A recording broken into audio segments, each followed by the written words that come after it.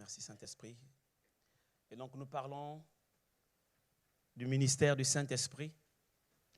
Nous parlons de l'œuvre du Saint-Esprit dans la vie de l'être humain, et particulièrement du croyant que nous sommes, chacun d'entre nous pour sa part. Et nous avons vu que la première mission que Dieu accorde au Saint-Esprit, lorsque Jésus-Christ nous promet le Saint-Esprit, lorsqu'il dit qu'il est avantageux pour vous que je m'en aille, car si je ne m'en vais pas, le Saint-Esprit qui vous a été promis ne viendrait pas.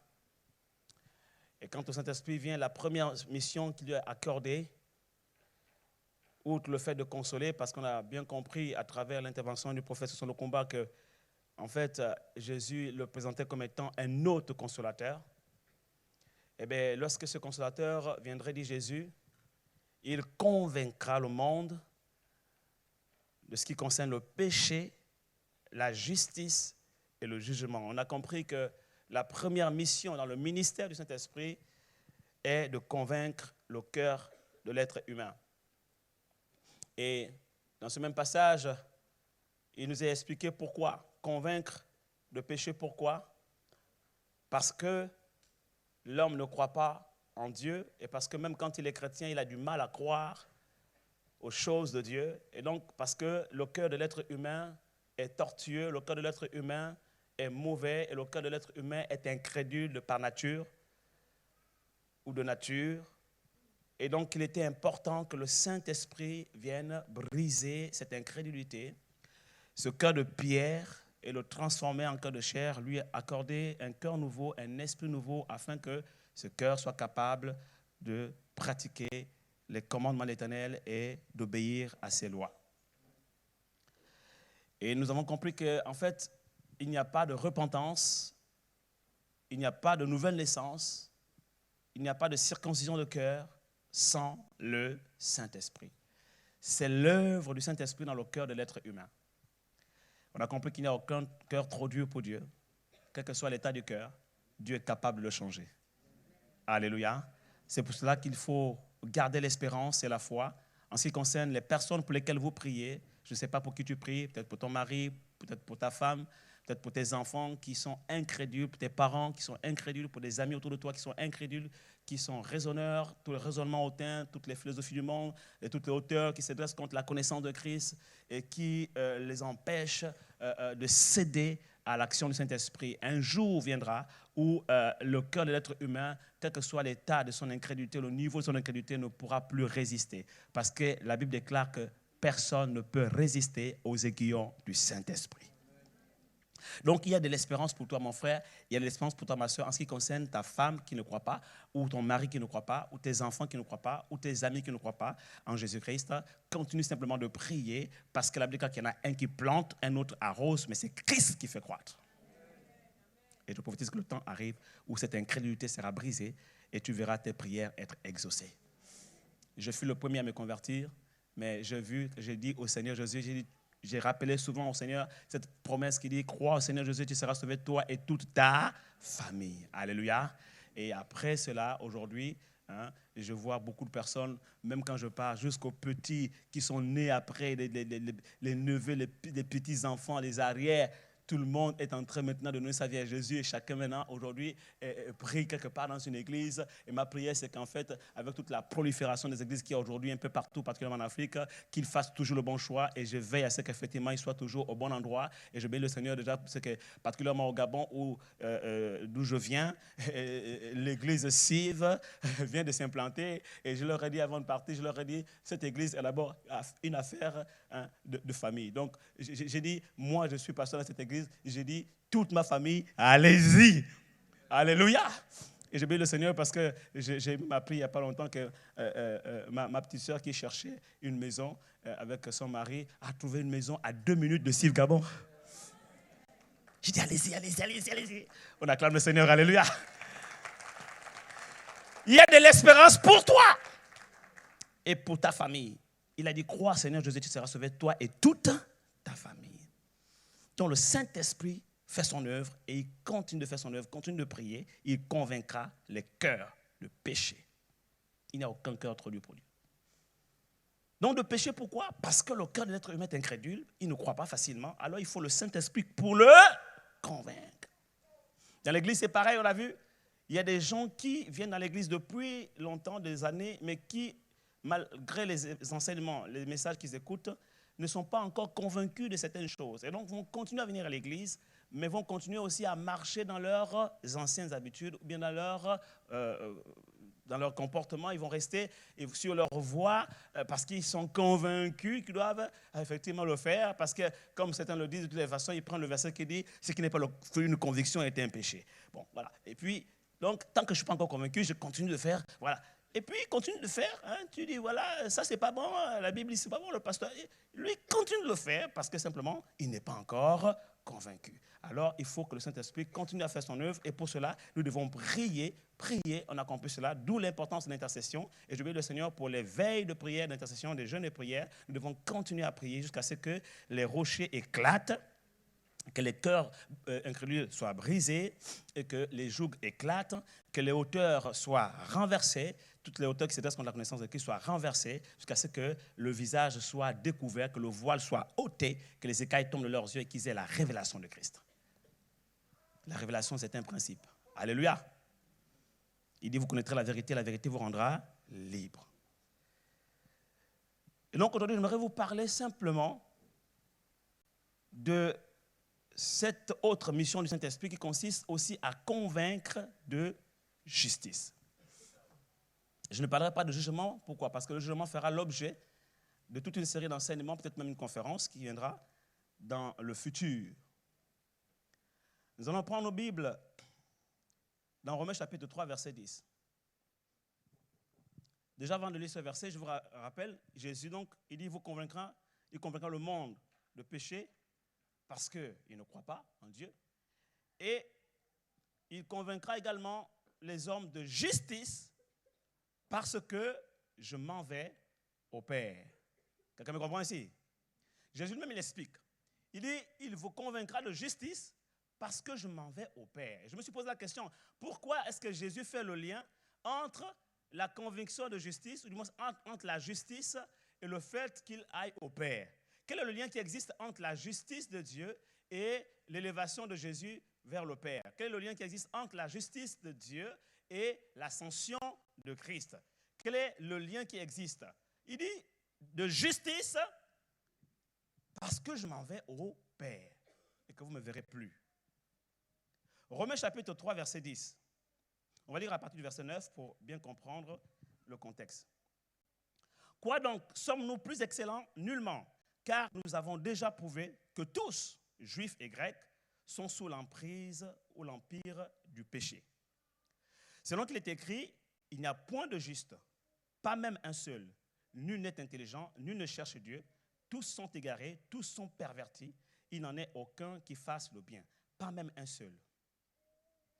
Avant l'arrivée du Saint-Esprit, vous devez comprendre que, avant l'arrivée du Saint-Esprit sur la terre, il n'y avait aucun juste. Écoutez-moi bien. Tous, autant que nous sommes. La Bible dit juifs, grecs, peu importe. Ok? Ivoiriens, congolais, antillais, français, italiens, allemands, américains, gabonais, nzébi. Tous, autant que nous sommes, la Bible dit qu'il n'y avait aucun juste. Parce que tous ont péché et sont privés de la grâce de Dieu, de la gloire de Dieu. Donc, dans cet état, l'être humain ne peut pas être juste. Et jusqu'à l'arrivée du Saint-Esprit, avant l'arrivée du Saint-Esprit, il n'y avait aucun juste sur la terre. Aucun.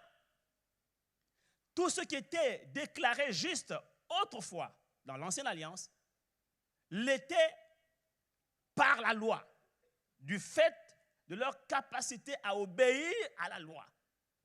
C'est parce qu'ils pratiquaient la loi, parce qu'ils étaient obéissants à la loi, qu'ils étaient déclarés justes.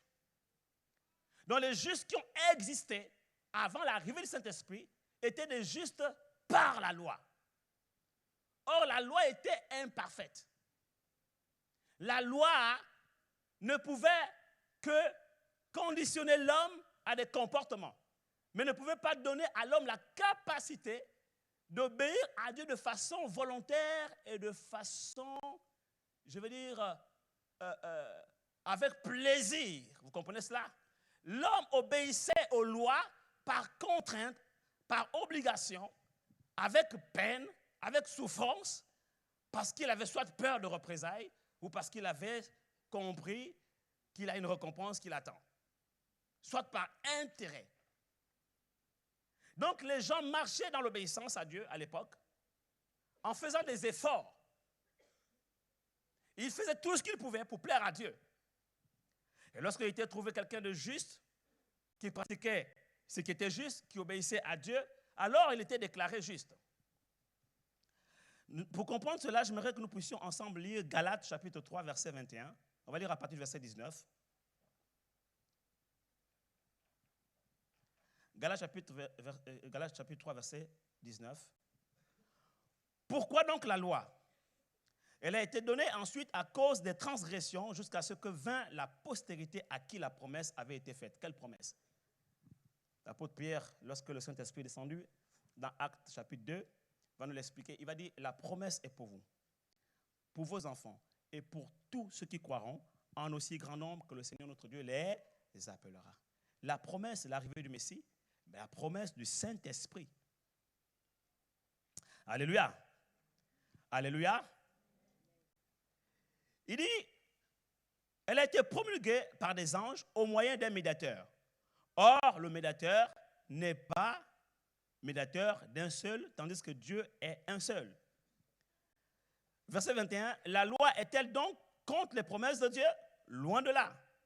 S'il eût été donné une loi qui pût procurer la vie, la justice viendrait réellement de la loi. Donc, la parole de Dieu fait comprendre que la justice ne vient pas de la loi. La justice dont il s'agit ici ne vient pas de la loi des hommes. Elle ne vient même pas de la loi de Moïse. C'est pour ça que la loi ne peut pas donner la vie. Et Jésus a dit, la lettre tue. Mais c'est l'esprit qui vivifie. Le verset 22, il dit, mais l'Écriture a tout renfermé sous le péché, afin que ce qui avait été promis fût donné par la foi en Jésus-Christ à ceux qui croient. Avant que la foi vînt, nous étions enfermés sous la garde de la loi, en vue de la foi qui devait être révélée. Ainsi, la loi a été comme un pédagogue pour nous conduire à Christ, afin que nous fussions justifiés par la foi. Alléluia.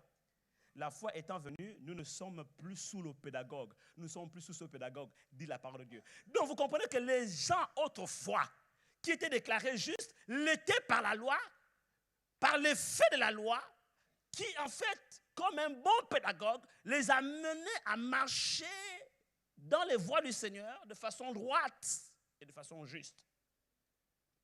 Donc ce qui était déclaré juste autrefois dans l'Ancienne Alliance, l'était par la loi et non par l'Esprit. Quelqu'un me comprend ici? Il a dit que la loi est venue par Moïse, mais la grâce et la vérité sont venues par Jésus-Christ. Alors vous devez comprendre une chose, que lorsque le Seigneur Jésus dit, le Saint-Esprit, lorsqu'il viendra, il vous convaincra de justice, parce que je m'en vais au Père. Et qu'il est avantageux pour vous que je m'en aille, c'est parce que Jésus voulait nous faire comprendre que si le Saint-Esprit ne vient pas, vous n'aurez pas la capacité de marcher dans la justice de Dieu. Et vous serez toujours sous le joug de l'Ancienne Alliance, sous le joug du pédagogue qui va vous conditionner à marcher dans les voies du Seigneur, non par votre propre gré, mais par obligation. Et la loi avait ce pouvoir du pédagogue. Je me souviens que quand je me suis converti, quand on nous prêchait la loi, l'Ancien Testament, on avait peur. Et beaucoup venaient à l'église, et beaucoup venaient au Seigneur parce qu'ils avaient peur d'aller en enfer. Ça, c'est l'effet de la loi. Le pédagogue, il te conscientise. Il te culpabilise de la bonne culpabilité. Quelqu'un me comprend ici? Le pédagogue, il condamne tes actes mauvais, il condamne les mauvaises œuvres, et dans ta conscience, tu sens que ça sonne, tu es culpabilisé, et c'est bon. Quelqu'un me comprend ici? Et quand tu rentres chez toi, ça te fait mal au cœur. Je me souviens, à l'école biblique, il y avait un pasteur, un enseignant. Lui, quand il enseignait les pasteurs, sur le péché, c'était l'un des premiers cours quand il arrivait, pour débuter la vocation, il vous faisait l'enseignement sur les œuvres mortes, le renoncement des œuvres mortes. Et lui, qu'est-ce qu'il faisait? Il avait la capacité d'illustrer certaines choses spirituelles avec des éléments concrets. Il prenait un gratte-marmite. Et il prenait une marmite toute noire. Et il venait devant vous comme ça avec le gratte-marmite. Et il grattait, jusqu'à ce que toute la partie noire disparaisse et que la partie grise apparaisse. Et quand la partie grise apparaît, il gratte encore, et vous ne voyez plus que la partie grise. Et après, il vous dit, c'est comme ça que je vais frotter vos cœurs avec la parole de Dieu. Quelqu'un ici acclame le Seigneur. Et quand vous l'entendez prêcher, bien aimé, il y en a soit il va se lever, il va fuir, soit il baisse la tête, il est comme ça, il ne lève plus la tête tellement il a envie de rentrer sous le sol, il a envie d'ouvrir la tête, rentrer, mais se mettre sous les chaises, parce que ta vie là, il décrit ta vie, il condamne, et quand tu sors, si tu te lèves de là, et que tu ne te repens pas, ou si tu te lèves là, même si tu t'es converti, tu auras envie de te reconvertir. Non, franchement, je ne suis pas encore converti. Tu auras envie de te reconvertir. Quelqu'un me comprend ici? Et Dieu a ouvert des gens comme ça pour nous prêcher la loi. Et les prophètes dans l'Ancien Testament étaient des prédicateurs de la loi. Les premiers évangélistes dans la Bible, ce sont les prophètes. Oui. Ils ont conduit les cœurs à la repentance par la puissance de la loi. Comme un bon pédagogue, la loi les a conscientisés. La loi les a sermonnés. La loi leur a donné la conscience du mal, la connaissance du mal, de l'existence du mal, du péché. C'est venu par la loi. Parce que sans la loi, nous ne connaîtrons pas le péché. Quelqu'un me comprend ici? Donc voici la mission de la loi. Et quand Jésus dit, il vous convaincra par le Saint-Esprit de justice parce que je m'en vais au Père, il veut nous faire comprendre que lorsqu'il serait allé au Père, le Saint-Esprit viendrait sur la terre. Et l'une des missions du Saint-Esprit sera de nous apporter, de nous donner, de nous communiquer la capacité surnaturelle de marcher dans la justice de Dieu sans plus avoir besoin de faire un effort humain. Tu n'as plus besoin du pédagogue. Parce que le pédagogue était là pour un temps limité. Tu as besoin maintenant d'une capacité surnaturelle, d'une force surnaturelle. Tu as besoin maintenant d'une puissance. Est-ce que vous savez que l'être humain ne peut rien contre le péché? L'être humain seul face au péché ne peut rien parce que l'être humain est de nature esclave au péché. Vendu au péché. Et le cœur de l'être humain est mauvais par-dessus tout. Quelqu'un me comprend ici? Donc toi, tout seul, face au péché, tu ne peux rien faire. Et c'est pour cela que Dieu avait donné la loi pour conscientiser les gens. Parce que même si tu as envie de faire, au moins la loi va t'empêcher de le faire. Et la loi a donné naissance à la morale. Et à travers la loi, l'être humain a eu la conscience de ce qui est mauvais et de ce qui est bien. Donc, la loi est un bon pédagogue parce que la loi va nous transmettre la morale, la bonne éducation. La loi va nous transmettre les bonnes valeurs. La loi va nous transmettre la bonne instruction. La loi va nous montrer ce qu'il ne faut pas faire, ce qu'il faut faire. Mais combien d'enfants ont été bien éduqués, ont été bien élevés, ont eu un bon enseignement et se retrouvent aujourd'hui dans les cités en train de braquer des banques, en train de brûler des voitures et en train de fumer du cannabis. Combien d'enfants étaient bien éduqués, ont grandi de bonnes familles. Hein? Un enfant né, il ne manquait rien, il avait tout. Les parents ont tout fait pour qu'il réussisse. Mais il se retrouve dans Al-Qaïda.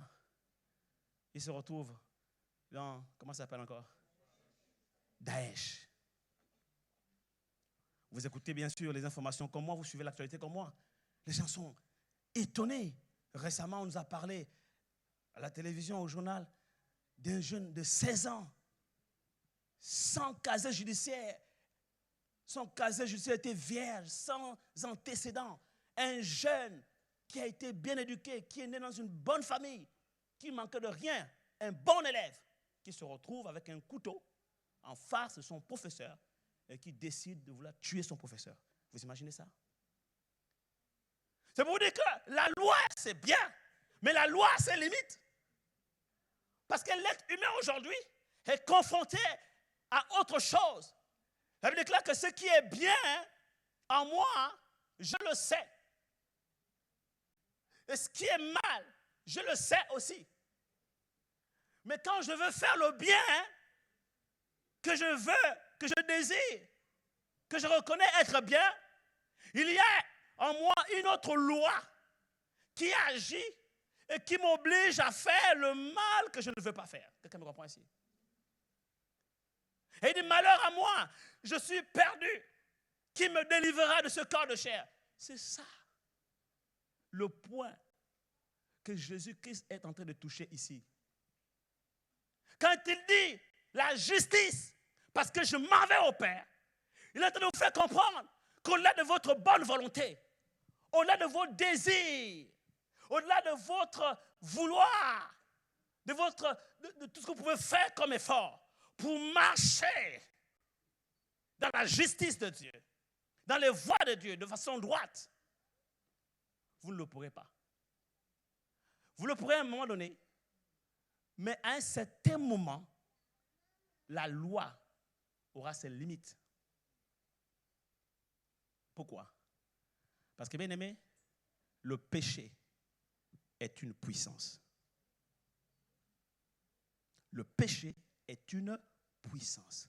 Et on ne combat pas une puissance uniquement que par la morale et les bonnes valeurs.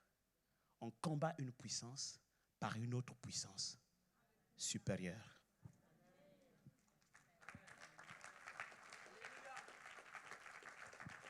Et c'est pour ça que Jésus a dit, vous recevrez une puissance, aïe, aïe, aïe, dynamisme, le Saint-Esprit survenant sur vous. C'est pourquoi il est avantageux pour moi que je m'en aille. Il dit, quand je m'en serai allé, il viendra, le Saint-Esprit viendra. Et quand il viendra, il vous convaincra de justice. Il vous donnera la puissance que le pédagogue n'a pas eu. Quelqu'un me comprend ici? C'est pourquoi il dit, ce n'est ni par la force, ni par l'intelligence, mais c'est par mon esprit. Donc le pédagogue, la loi, c'est bien, mais ce pédagogue a des limites. C'est pourquoi Jésus a dit, je ne suis pas venu pour abolir la loi. Elle est nécessaire. J'entends dans certaines églises, on dit, mais pourquoi on prêche la loi, c'est fini la loi, elle est passée avec l'Ancien Testament. La loi n'est pas finie. Jésus a dit, je suis venu abolir la loi. Tu n'as pas compris. Jésus n'a pas dit, je suis venu abolir la loi, mais la loi est révolue, elle est abolie. C'est faux. Jésus a dit, je ne suis pas venu abolir la loi, mais je suis venu pour l'accomplir. En d'autres termes, je suis venu pour la compléter. Je suis venu donner à la loi la force qui lui manquait, la puissance qui lui manquait. Ainsi, si les gens autrefois étaient déclarés justes par la loi, à cause de leur comportement qui était bon, à partir du moment où le Saint-Esprit a été donné, tu n'es plus déclaré juste par la loi. Quelqu'un me comprend ici? La justice n'est plus un problème de comportement. La justice devient une affaire de nature, d'identité. Quelqu'un me comprend ici? C'est la différence entre l'Ancien Testament et le Nouveau Testament. Les justes de l'Ancien Testament l'étaient par la loi, de par leur bonne conduite, de par leur bon comportement. Quelqu'un me comprend ici? Donc, ils étaient justifiés par la loi, par les œuvres de la loi. Mais toi, aujourd'hui, tu n'es plus juste par la loi, du fait de ta bonne conduite, de tes bonnes œuvres. Tu n'es plus sauvé par la loi, par les œuvres de la loi. Donc, tu n'es pas déclaré juste à cause de tes œuvres. Tu es déclaré juste à cause de ton identité. Donc, tu es juste par identité. Tu es juste par nature. C'est une nature maintenant. Donc maintenant, vous comprenez la différence entre l'ancienne alliance et la nouvelle alliance. Eux, ils n'avaient pas la nature. Ils n'avaient pas l'identité. Donc, ils s'efforçaient de pratiquer les œuvres de la justice. Et c'était difficile pour eux. C'est comme si, en fait, vous prenez aujourd'hui un porc et vous voulez le dresser pour qu'il se comporte comme un chat. C'est-à-dire que vous voulez qu'il soit comme le chat. Le chat, il est propre. Il aime la propreté. Il aime être clean. Quelqu'un me comprend ici?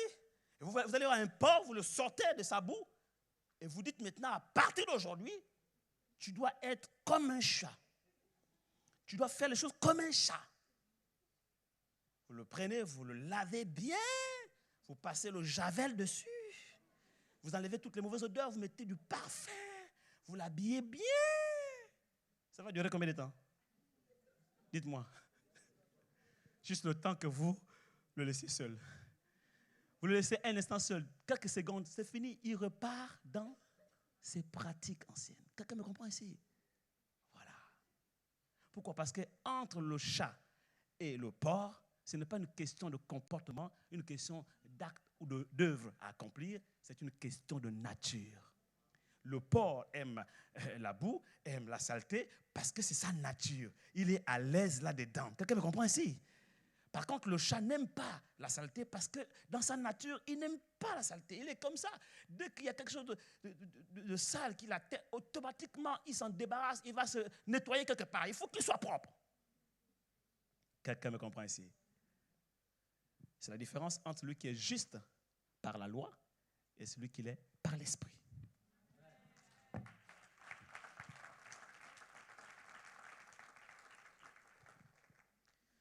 Alléluia. Verset 26. Car vous êtes tous fils de Dieu par la foi en Jésus-Christ. Ça, c'est la bonne nouvelle. Vous êtes tous fils de Dieu par la foi en Jésus-Christ. Vous tous qui avez été baptisés en Christ, vous avez reçu Christ, vous avez revêtu Christ, son esprit. Verset 28. Il n'y a plus ni juif ni grec, il n'y a plus ni esclave ni libre, il n'y a plus ni homme ni femme, car tous vous êtes un en Jésus-Christ. Et si vous êtes en Christ, vous êtes donc de la postérité d'Abraham, héritier des promesses. Déclaré juste par l'Esprit. Déclaré juste par l'Esprit. C'est pour cela que Jésus dit qu'il est avantageux pour moi que je m'en aille. Afin qu'il vienne. Et quand il sera venu, il vous convaincra de justice. Il vous amènera la conviction nécessaire et la révélation nécessaire qui vous permettra de marcher dans la droiture, dans la justice. Autrement dit, sans le Saint-Esprit, tu peux toujours venir à l'église. Tu n'auras aucune révélation de ce qu'est la justice de Dieu. Et tu continueras à pratiquer la justice des hommes, mais aussi tu continueras à pratiquer les mauvaises œuvres. Et tu continueras à te convaincre toi-même, à te mentir à toi-même. Parce que telle voie paraît juste aux yeux de l'homme, mais sa voie, cette voie mène à la perdition. Tu continueras à être aveugle et à marcher selon tes propres voies. Mais grâce au Saint-Esprit, parce que Jésus est monté et que le Saint-Esprit est venu, alors maintenant le Saint-Esprit va nous convaincre de justice. Il va nous convaincre de ce qui est juste. Regardez Jean-Baptiste. Même Jean-Baptiste, vous savez, Jean-Baptiste a vécu à une époque transitoire entre l'ancienne alliance et la nouvelle alliance. Il avait besoin de discerner la volonté de Dieu, les voies de Dieu, ce qui est juste. Parce que quand Jésus arrive dans le Jourdain pour être baptisé par Jean-Baptiste, Jean-Baptiste lui dit non, il n'est pas normal que moi je te baptise, c'est à toi de me baptiser. Qu'est-ce que Jésus dit? Il lui dit, laissons accomplir ce qui est juste. Et lorsqu'ils ont accompli ce qui est juste, qu'est-ce qui s'est passé? La Bible déclare que le ciel s'est ouvert et l'Esprit de Dieu est descendu. Alléluia! Ça veut dire que la justice, selon l'Esprit, ouvre le ciel. Oh oh! La justice, selon l'Esprit, ouvre le ciel au-dessus de ta tête. Le Saint-Esprit est très sensible à la justice de l'Esprit. Dès que tu accomplis une œuvre juste par le Saint-Esprit, automatiquement le Saint-Esprit descend. Voilà le lien qu'il y a entre le Saint-Esprit et la justice. Quelqu'un me comprend ici? Alléluia!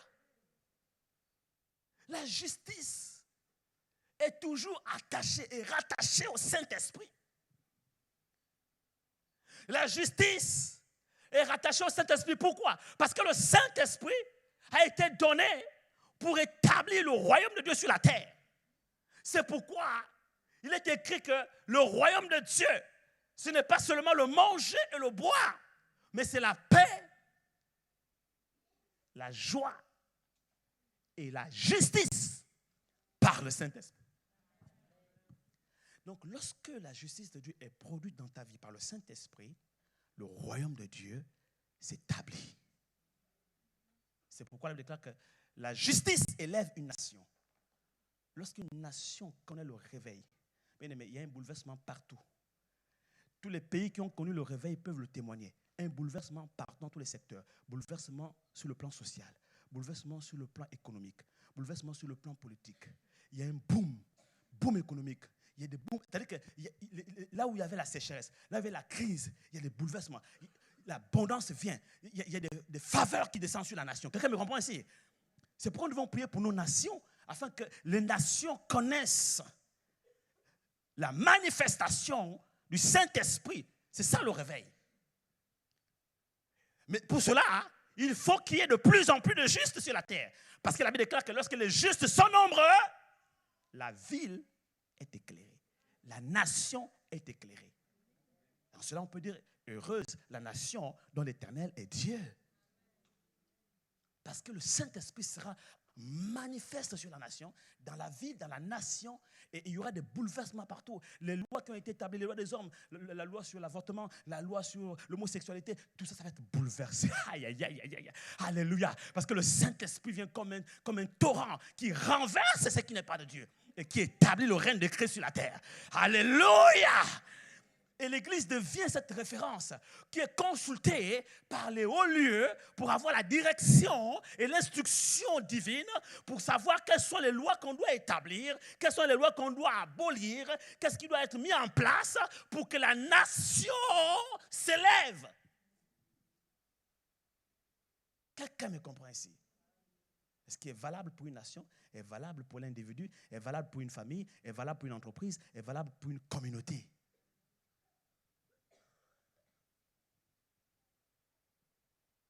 Alléluia.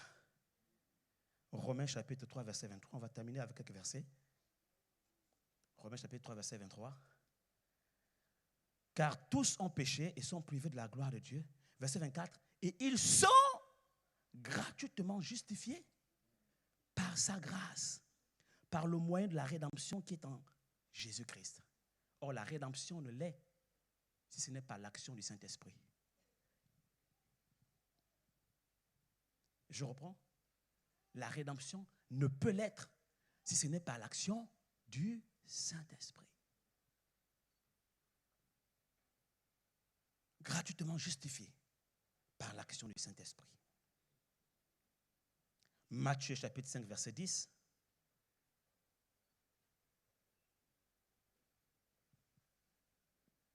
Matthieu chapitre 5, verset 10.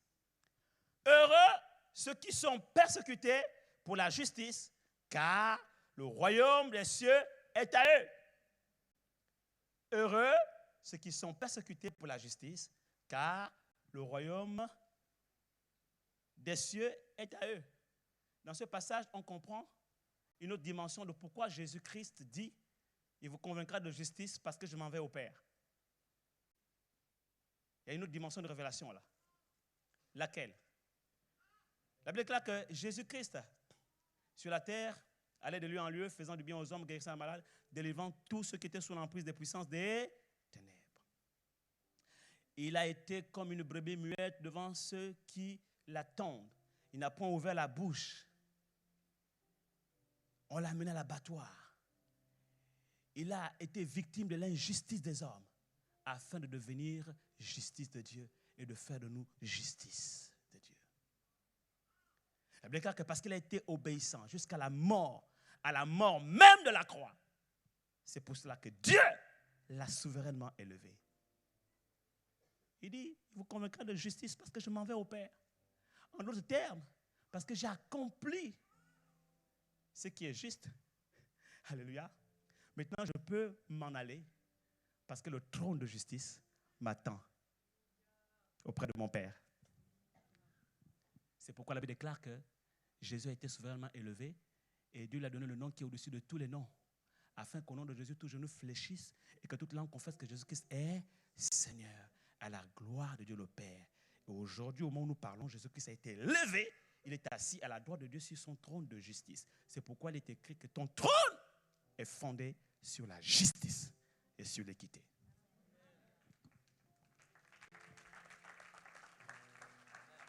Quelqu'un me comprend ici? J'aimerais dire à quelqu'un ici, tu veux l'élévation? Tu veux l'autorité? Tu veux le règne? Bien-aimé, marche dans la justice par le Saint-Esprit. Parce que la justice confère la royauté. Heureux ceux qui sont persécutés pour la justice, car le royaume des cieux est à eux. La justice confère la royauté. Tous ceux qui sont convaincus de justice et qui marchent par le Saint-Esprit dans la justice de Dieu possèdent le royaume. My God. Or, le royaume, c'est le règne. Donc, quand la Bible déclare qu'il a fait de nous un peuple, des rois et des sacrificateurs, et ils régneront sur la terre, bien aimé, avant de régner là, il faut déjà que tu sois convaincu de justice, parce que c'est la justice qui va t'élever, qui va te conférer la royauté. Et il est plus facile pour toi aujourd'hui de marcher dans la justice, dans la droiture de Dieu, parce que tu n'es plus sous l'empire du pédagogue, mais maintenant tu es sous le contrôle du Saint-Esprit. Et le Saint-Esprit t'a donné la nature de juste. Tu as été déclaré juste par le Saint-Esprit. Tu l'es par identité, tu l'es par nature. Donc, comme un poisson est à l'aise dans l'eau, tu seras comme un poisson dans l'eau en ce qui concerne la justice de Dieu. Quelqu'un me comprend ici? Matthieu chapitre 5, verset 6.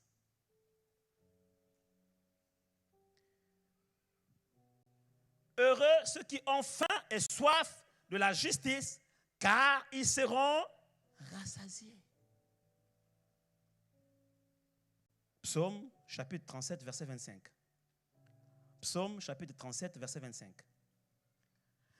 J'ai été jeune, j'ai vieilli, et je n'ai jamais vu le juste abandonné, ni sa postérité mendiant son pain.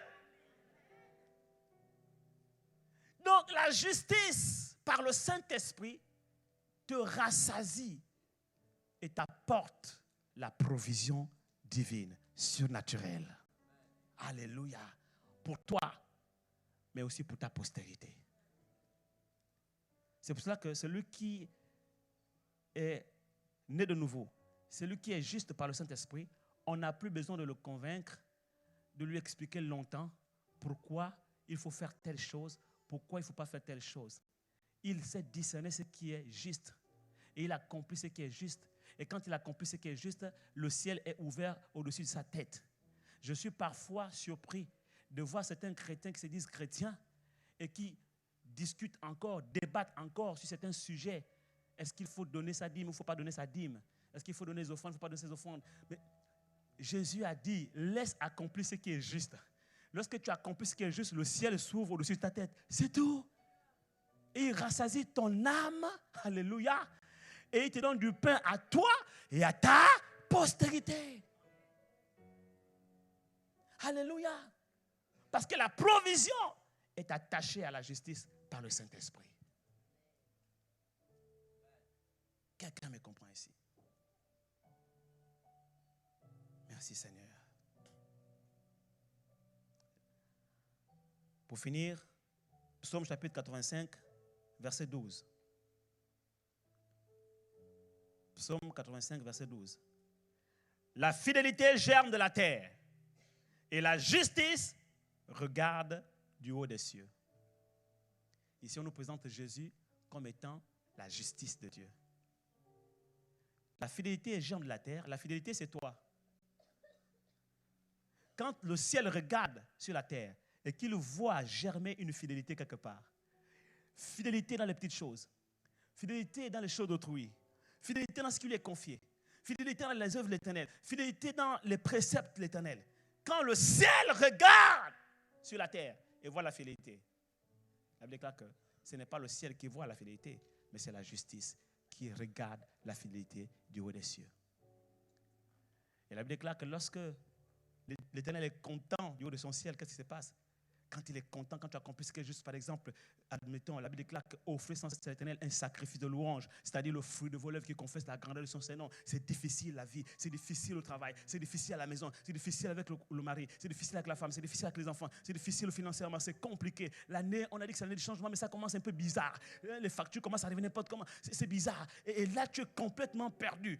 Et quand Dieu regarde quelqu'un comme ça sur la terre, qui malgré toutes ces situations sur la terre, qui l'assaille, qui l'accable, s'élève un jour pour accomplir ce qui est juste, décide par exemple de dire, Seigneur, je te loue, je t'offre ce matin un sacrifice de louange. Sacrifice, ça veut dire que c'est sacrificiel. Et ce qui est sacrificiel, ça veut dire que ça coûte, c'est dur. Je n'ai pas envie de chanter ce matin, je n'ai pas envie de louer, c'est dur. J'ai commencé à mettre des factures bizarres, de 1000 € par-ci, les impôts m'ont rattrapé, etc. C'est compliqué. On m'a dit c'est le changement, mais j'ai l'impression que le changement là, ça vient en pirogue. Mais quand j'arrive dans la maison de l'Éternel, malgré tout, je loue l'Éternel. Je lui offre un sacrifice. Je n'ai pas envie de l'ouvrir, ma bouche. Je n'ai pas envie de chanter. Ma langue, elle est pâteuse. Ma bouche est sèche. C'est lourd. Mais quand même, je me lève. Je dis, mon âme bénit l'Éternel. Et n'oublie aucun de ses bienfaits. C'est lui qui pardonne toutes mes iniquités et qui me guérit de toutes mes maladies. C'est lui qui me donne une nouvelle jeunesse. Et je suis comme un aigle qui s'envole avec souplesse. Oh, je te loue, Éternel des armées, parce que tu as eu ta parole. J'ai été vieux. J'ai été jeune. J'ai vieilli. Je n'ai jamais vu le juste abandonné, ni sa postérité maniant son pain. Tu as dit, compte les bienfaits de l'Éternel, mets-les devant tes yeux, tu verras combien le nombre en est si grand. Oh, je te bénis l'Éternel, les amis, je te rends grâce. Je ne sens pas, je ne sens rien, c'est dur, mais je sais, alléluia, je sais que tu es là, que tu m'entends, que tu m'écoutes. Je te bénis, Éternel, les amis. Quand tu fais ça, tu offres à l'Éternel un sacrifice de louange. La Bible déclare que tu es en train d'accomplir ce qui est juste. Et quand tu accomplis ce qui est juste, la Bible déclare que la justice te regarde du haut du ciel. Aïe, aïe, aïe, aïe, aïe, aïe, aïe, aïe. Et quand la justice voit ça, la justice est contente. Oh, mon fils, ma fille. Et la justice exulte de joie. Et la justice s'élève de son trône. Et la Bible déclare que quand l'Éternel, quand Dieu se lève, ses ennemis se dispersent. Je déclare sur ta vie que Dieu se lève de son trône. Et la Bible déclare, quand il se lève de son trône, tes ennemis sont dispersés. Je prophétise que Dieu se lève de son trône, que le ciel s'ouvre sur ta tête et que Dieu disperse tes ennemis au nom de Jésus. Parce que Dieu a vu ton cœur et la justice s'est levée du ciel. Elle t'a vu. Elle a été